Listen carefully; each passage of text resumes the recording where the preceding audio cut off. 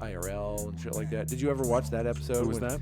Mike Rowe on IRL. Yes. That was a great episode, man. I love Mike Rowe. Ever since he kind of just started to broaden out and do it. You ever listen to his podcast? It's like 10 minutes long, 15 minutes long. And it's kind of pretty regular, but he does this. That's the way I see it, or I have something not. like that. Dave, old man Dave, is fucking obsessed with Mike Rowe. Absolutely obsessed. We got into Old man Dave.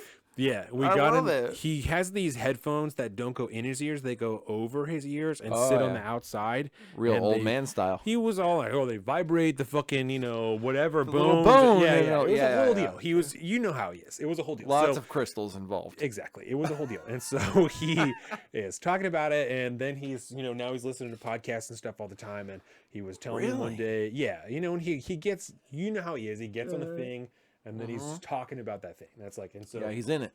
So Mike Rowe was his thing for a while. And That's a good thing. He says to me one day, we got in like almost an argument about it. He's like, he says, I was listening to Mike Rowe. I don't remember why the fuck he brought this up to me, but he's like, I was listening to Mike Rowe, and he's talking about, the most dangerous jobs. And now people always say, safety's first, and he says, but these most dangerous jobs, safety isn't first because the jobs are inherently dangerous and blah, blah, blah, blah. And You ain't an accountant, bro. my mining gold. rebuttal to him was like, yeah, but those people also follow safety guidelines. Like, that's not, and so he was like, it's safety second, yeah. And so we got in this whole dispute about, like, I think you're splitting hairs. It's profit first. Like, I think you're splitting hairs on, like, how much people value their lives. Like, I don't think that you're, like, taking this seriously enough.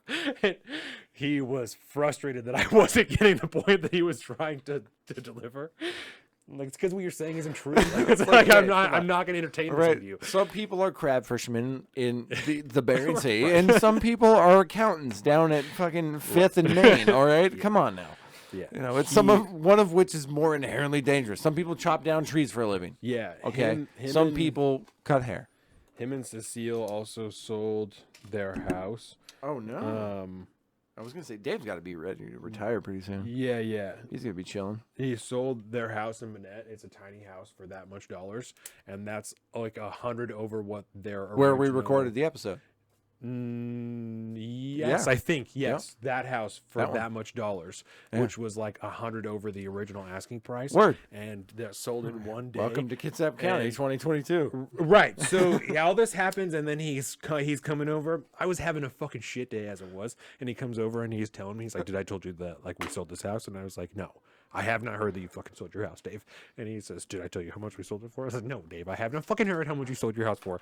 He says, so he tells me this number, and he said, which is, X amount over what we asked for. He said, which, we felt bad about asking him out what it was. And so, I feel bad for you. I'm like, Dave, why are you telling me about this? Like, why? Humble brag, millennial. Why are you discussing this with me? That's a boomer humble brag, bro. He's like, well, my point is like, I feel bad for you. I'm like, I don't know, somebody's supposed to be like, yeah, I know, I fucking moved to a different state, Dave. Like, why are you telling me about this? I don't give a shit how much money you're gonna make, And I started, I was very irritated, dude. And I started to go in about like, it fucking sucks, to be in a situation where your government has bastardized your nation into where corporations are more important than you are, and there's no reason that I shouldn't be able to. Then we started to like, there's no reason I shouldn't be able to, with what I make and my family, to buy a house that we can live in and stay here. So I should not be priced out of my hometown with the place that we live in. And then he starts talking about, when my parents were whatever, and I used to said, walk Dave, 15 miles I'm like, in Dave, the you're snow. talking about a completely different scenario. Like, I don't care that a house only costs $5,000 when you fucking live there. That doesn't mean I shouldn't be able to buy a house right now. Yeah, it's that not doesn't the same, change bro. what I'm telling you. Yeah, he didn't. That's not what he came over there for. But that is not Dave. what the fuck I wanted to hear. Yeah, it was come not at me good. correct, motherfucker. He just seems to but just happens to choose times in which I'm like, Dave, fuck off. And it's always the things that I want to hear the least. And Dave. I've been fucking stressing about houses for months now. So yeah. And it was one of those days that I was particularly like heightened about it. And he starts telling me, like, fucking Dave, I don't give a fuck. Shit. I don't give a fuck. Leave me alone. Oh yeah. Oh, buddy. I love Dave though. Yeah. I do love Dave. The Z-Man is And the I'm proud of real him. man. It's just like when Trent sold his house. I was less frustrated when Trent sold his house because he's my best friend, and I was just happy for him. But I still was like, well, obviously I have to move now because I fucking can't buy a house that costs that much money. Oh, my God. So, Yeah, it's It's a wild I'm sure we're going market. to talk about it a little later today. But, yeah. But you know, it's fucked up out there, man. Yes. And it ain't just here, which is fucked up, right? Right. And that's part of the deal. I mean, we can talk about Pod Save America and commentary here in a second. Yeah. As we started, but I don't know.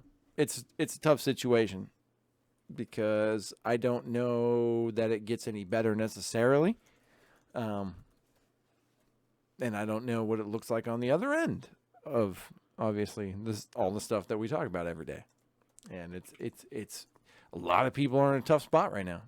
And I do recognize there are a lot of people in our generation that are not facing the same, I don't want to say not facing the same problems, that would be facing the same problems if they were looking to own property like the generations before us.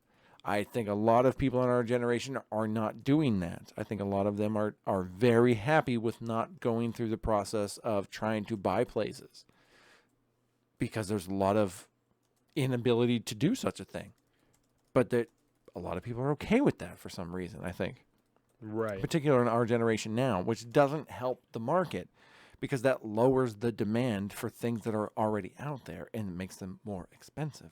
Right. It's a very interesting situation. And I don't envy people that, and I'd be right there with most people in my generation, unable to afford a place if I didn't know somebody. I got lucky and fell into kind of like a deal. Like your brother too. You That's know, how a lot like of people I've a known lot to of buy a people- house. That's A kinda brother how it of is. my other brother, right, that is 10 years older than me. Same deal. Yeah. Is 40, was like 45, getting close to 50, like it still couldn't find a place that he could afford as a business owner. Right. And finally found a place, and it was through like a relationship that he had with somebody and sold him at a deal because shit's too expensive around here, man. Right. Like it's so. And then I don't know. I don't want to get too deep into that, but things are bad, and I don't think they're going to get any worse. So I don't think they're going to get any better in any time soon. So I don't envy people's situations that are in the situation that like people like you and I find ourselves in now.